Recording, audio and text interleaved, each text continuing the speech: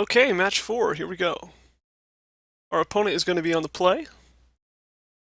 Our hand is reasonable. We would like more lands, but the map does help us get more lands, and we have enough mana with the Signet and the Prisms being cantrips.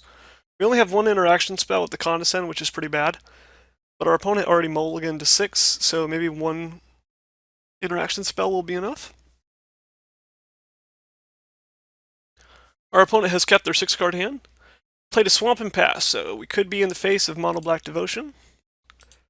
We've gotten the very lucky draw of another Tron piece, so turn 2 we can play the Power Plant, crack the map for a mine, and have Tron turn 3. Our opponent missed their second land drop, so if we can find a Crusher, we can put this game away very quickly. We'll go ahead and find the mine now. Alright, 7 mana turn 3. We'll play the Prism first. Now we'll have a colored source, so we'll be able to play our Seagate Oracle. We could also hold up Condescend, which I think I'm actually going to do. I'm going to play a Prophetic Prism again. I'm digging for a Ulamog's Crusher right now. And playing Prophetic Prism instead of Seagate Oracle there allows me to leave up Condescend while still digging through my deck. Alright, our opponent has conceded since they were not hitting their land drops and we had Tron. It was kind of inevitable that we would win. So they did not want to try and let us know what they were playing. We could be playing against Mono Black Devotion. We could be playing against some sort of Graveyard Angler Brew. Could even be playing against a blue-black deck. And they were color screwed as well as mana screwed, which is why they didn't want to continue the game.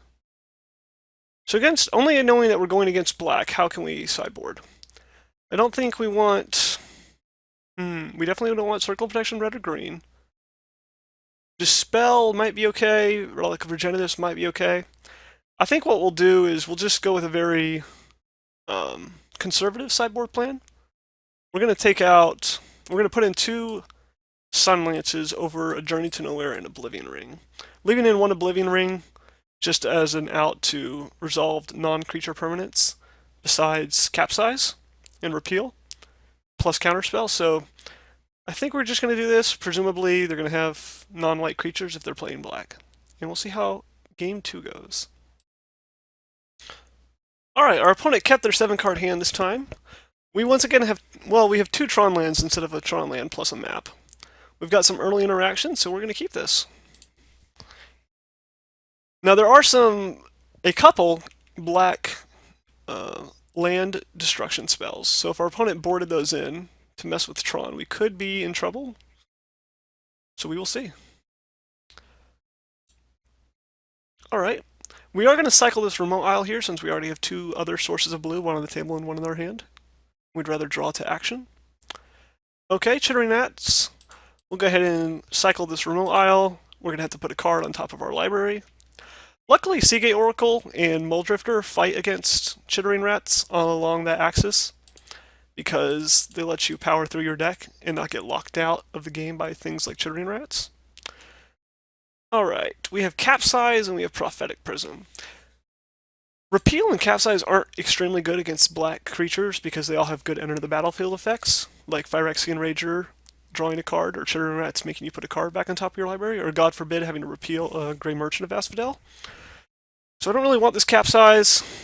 Prophetic Prism, basically we don't need the colored mana fixing, but it does let us draw to a different card. So I think we're going to take that and put the Capsize on bottom. We also get to block the Chittering Rats here, if the Seagate Oracle lives. It is important to preserve your life total, playing against Mono Black with Grey Merchants of Asphodel. Alright, and they play a Pestilence. So this is a pretty complex card for common. Basically, they can pay 1 mana to deal a damage to each creature and each player. At the beginning of each end step, if no creatures are on the battlefield, sacrifice it. It's not very good against our 3 toughness creatures, since he has to get rid of his 2 toughness creatures to kill them with Pestilence, but it can let him burn us out of the game. Okay, so we have Tron, we just drew a tower. What are we going to do with Tron is the next question. So I think I'm going to play this, go ahead and cycle the Prophetic Prism, digging for a Crusher. We have a Journey to Nowhere, a Seagate Oracle, and a Repeal. So I'm going to start off with the Seagate Oracle, filter Prophetic Prism to get a blue. There's a Crusher, perfect. They probably have a kill spell for this. They probably anticipated us having Crushers since they knew we were on Tron, but we're going to try it anyway. And then we're going to get rid of Chittering Rats so that we can start attacking for damage and to take 2 Devotion off the table, so we don't have to worry about Grey Merchant of Asphodel as much. And we'll pass the turn. That was a very good turn for us. When you have Tron turn 4 or turn 3, you can have very explosive draws like the one we have right now, which is a very large upside of this deck. So our opponent is allowed to wipe the board by paying 3 mana here, which is fine with us because it means they're not advancing the board further. They're playing Grey Merchant of Asphodel, which matches up well with Pestilence because they can now activate it for 3, kill the Seagate Oracles, and leave the Grey Merchant in play. However, they're not going to have time to do that, most likely, unless their answer to Crusher is very cheap. So, am I going to attack first? Am I the aggro deck just because I have a Crusher in hand? Probably not. So, I'll play a Tower, play a Crusher, and I still have 3 mana available with which to repeal a 2-drop. So I can repeal my Prophetic Prism, which is a pretty common line with this deck, because it lets you draw a card with repeal, as well as drawing a card when Prophetic Prism enters the battlefield when you cast it again. Or I can repeal a 2-drop creature if they play one, such as a Owned by Witches. Alright. Our opponent is attacking here. I'm not entirely sure what this is about. Maybe they hope that we block with Ulamog's Crusher, and then they play a land, and then they're able to wipe the board with Pestilence, but we're not going to block with Ulamog's Crusher in case he can do that. He now only has to pay 1 mana with Pestilence this turn if he wants to get rid of a single Seagate Oracle. A second Great Merchant of Asphodel, okay. So our opponent might be trying to race us with Life Drain, even though I have a Crusher online. And they are going to go ahead and take care of our Seagate Oracle with Pestilence. So if they have another Great Merchant of Asphodel, we could definitely be in trouble. If they don't, I think the Crusher will be able to outrace them. We drew a Sunlance. So we can get rid of 1 Great Merchant. Alright, so we'll go ahead and filter this first because we need the colored mana if we're not playing the plains. We can double Sunlance the untapped Great Merchant. Okay, perfect. So we actually have 3 white sources if we do this. So we're going to get rid of all the Devotion that we can, because it looks like our opponent is playing toward playing a bunch of Grey Merchants and winning, so they could very easily have another one in hand. So we're going to double Sunlance that one, Journey to Nowhere this one, and then attack. Our opponent's going to have to sacrifice 2 permanents. Probably the Pestilence is going to be one of them? Maybe? No, okay. They can still deal damage to us with Pestilence, so they can deal 4 damage, get rid of the Seagate Oracle, and take us down to 6. And then try to burn us again next turn. So they could try to do 5 this turn, 3 the following, and so on. Our Ulamog's Crusher has died to a Victim of Night, so we are now losing this race, since they can activate Pestilence for 2 a turn and kill us before we kill them with Seagate Oracle. So unless we draw action, which we did not this turn, we drew another land, we're probably going to lose. We're going to see 2 Pestilence activations here. We're going to go down to 7.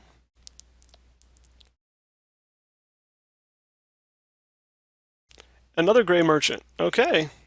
We're getting drained for 4. And we are not long for this world. Okay. So Pestilence is going to take us out of the game here. We'll pass the turn and let our opponent actually kill us. But as we can see, Pestilence is a pretty good card, even when you're not trying to take out a bunch of small creatures at once with it. And we have died. Alright, match 3. Or game 3. So now that we know for sure our opponent is on Mono Black Devotion, I think we're going to bring an Oblivion Ring back in for the Pestilence.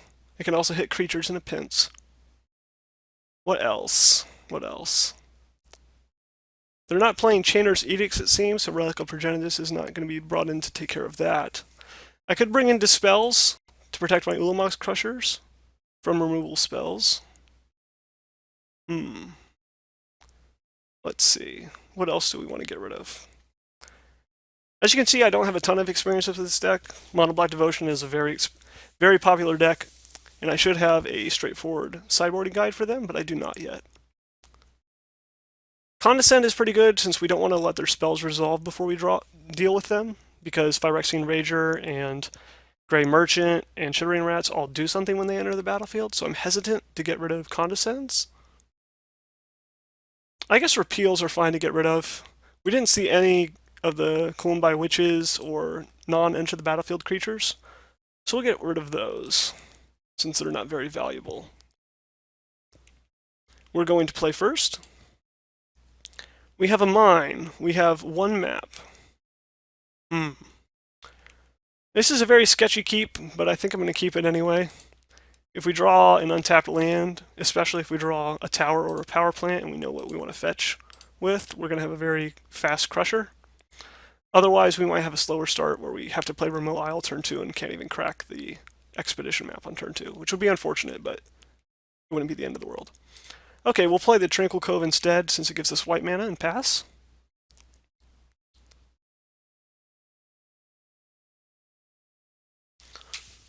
Our opponent draws 2 cards. Our opponent is going to have to discard a hand size here. So it's possible that they fired this off because they're digging for lands, and that's worth it to them. Let's see what they discard. A Chainer's Edict. Okay, so they do have the Chainer's Edict. We drew a second Tron piece, which is quite good for us. So we'll play another map, play out our tower, and we'll fetch for a power plant on the end of their turn. Then we'll have a Crusher on turn 4. And if they happen to have no removal spells, besides the Chainer's Edict they just put in the yard, we will probably win the game. It's probably too much to ask for them to not have any removal spells. They probably would not have discarded the Chainer's Edict in that case. Alright, our opponent is going to Choking Sands us and deal 2 damage to us. So, what are we going to search for then? We'll probably just search for a tower with this first map, since they're getting rid of a tower and we're less likely to draw one. Luckily, we have the other map out, so we can crack that one and dig for the power plant, unless our opponent has a Choking Sands 2 turns in a row, which we will hope they do not. A Chittering Rats. That's perfectly fine. So we have an option with Chittering Rats here to put something on top and then crack the expedition map, so that we don't have to redraw it. I think I'm going to go ahead and do that with Remote Isle. I don't particularly want this card. If we wanted all of our cards, we could crack the map first, so we'd be sure to redraw whatever we put on top. But that is not the case. So there goes the Remote Isle. Our opponent plays a land. We'll go ahead and find the power plant now. We'll have Tron online. Oh, and that's interesting. So we could wait to play this Crusher till we have Dispel up.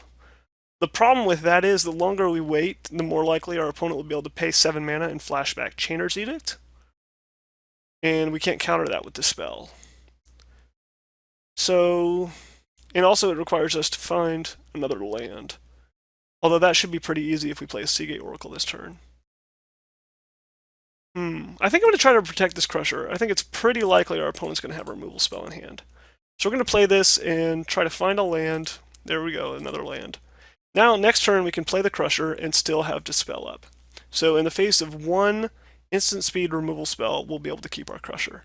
If it's sorcery speed or if they have multiples, it won't work. But we're going to try to make it work. Our opponent cycles away a Barrenmoor.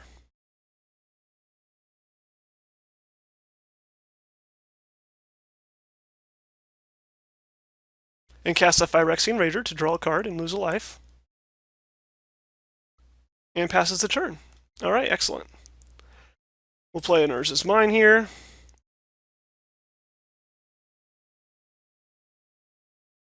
We're in an awkward situation where we have to overpay with this Ulamog's Crusher, but we weren't doing anything with the extra colorless mana anyway, so that's okay. And we'll pass the turn. And now we're hoping that this Ulamog's Crusher will stick, and we can protect it with a single Dispel.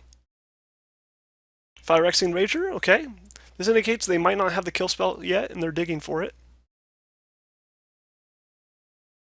Oubliette. Okay. So this is basically Black's Journey to Nowhere, and it does not get countered by Dispel because it is an enchantment. I can go hit their Oubliette with my own Oblivion Ring, or with a Repeal, but I cited all the Repeals out. And we're taking 2 damage this turn because we can only block 1 creature here. Alright, I'm going to play the Seagate Oracle and try to dig for a colored source of mana so I can play a Seagate Oracle and a... Well, I was going to say and a Journey to Nowhere. But we drew a Crusher, and we have no colored mana sources, so we're just going to jam another Crusher and hope it works.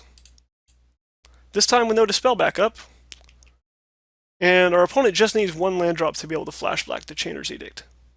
Luckily for us, we have the Seagate Oracles to protect against Chainer's Edict, so they're going to have a targeted removal spell to get rid of Crusher. Another Oubliette would do it, a Victim of Night would do it. If they don't have it, then we could be okay. Grey Merchant of Asphodel would also be scary here. Okay, so there's the Victim of Night. So our opponent very deftly used the Victim of Night when we were tapped out, so we couldn't dispel it. And the Oubliette when we had mana up, because if we couldn't hit it with Dispel. Our opponent's deciding whether or not to attack because we can double block one of their creatures to get rid of it. But they're deciding that's worth it. And they're going to attack, it looks like. So we are going to double block the Chittering Rats. If our opponent has a removal spell for a Seagate Oracle, that means they're using a removal spell on a Seagate Oracle, and that's fine. Okay, so they're getting rid of a Seagate Oracle to keep their Chittering Rats alive. That's perfectly okay. We need to draw the third Crusher somehow, even though we already have drawn two, to have a shot at winning this game, I think. Okay, and there's a Gurmag Angler, and they pass. So there's Expedition Map. We really need a colored source. So I'll probably go get a colored source of mana with this. It's going to have to be one that comes into play untapped, though, because we don't have time for anything else. So we're going to get rid of a Gurmag Angler and a Chittering Rats because it has more devotion than a Phyrexian Rager does. And we're just going to pass the turn. And if our opponent has absolutely nothing and our draws are good, we might get out of this. Taking 2 damage a turn for now. Going to 11. Our opponent has 3 cards in hand.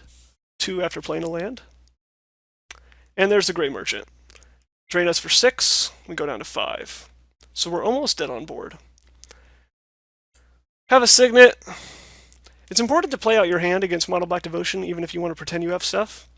Because if they have a Chittering Rats and you could have emptied your hand, but you didn't, then you're in a very bad position. So we're going to 1 this turn if they have absolutely nothing. Of course, they can always flash back the Chainer's Edict if they think that we don't have a way to interact with it, which we do not. They don't. Okay. We sacrifice this, we take 6 damage to attacks, and we lose. Which makes us 2-2. We'll see if we can come out positive with match number 5.